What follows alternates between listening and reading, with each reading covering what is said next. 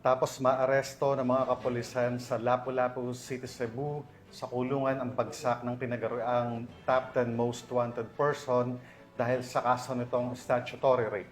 Tuloy-tuloy namang pinaigting ng kapulisan ang kanilang kampanya laban sa mga wanted person upang matiyak ang hustisya para sa mga biktima at mapanagot ang mga may sala. Patrolwoman Flora May Azares, ibalita mo. Sa kulungan bagsak ng top 10 most wanted person ng Central Visayas na may kasong statutory rape matapos maaresto ng kapulisan ng Lapu-Lapu City sa Purok Yellow Bell, Barangay Luok, Lapu-Lapu City, Cebu noong ika-20 ng Agosto ng taong kasalukuyan. Kinilala ni Police Major Felix C. Cleopas III, Station Commander ng Police Station 3 Lapu-Lapu City Police Office, ang suspect na si Marvin, 22 anyos, na residente ng Sangi Interior Paho, Lapu-Lapu City, Cebu.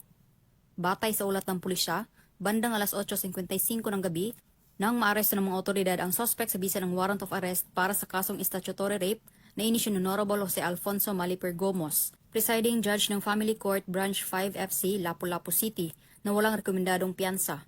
Samantala, kasalukuyang nasa kustodiya ng Police Station 3 LCPO ang suspect para sa dokumentasyon at tamang disposisyon. Ako po'y nananawagan sa ating komunidad na makiisa sa pagpapanatili ng kapayapaan at kaayusan sa ating lugar. Naway maging responsable tayong lahat sa pagsunod sa batas, pag-iwas sa anumang uri ng gulo o illegal na gawain at sa pagiging mapagmatyag sa ating paligid. Tandaan po natin, ang isang ligtas at tahimik na komunidad ay nagsisimula sa disiplina at pagkakaisa ng bawat isa.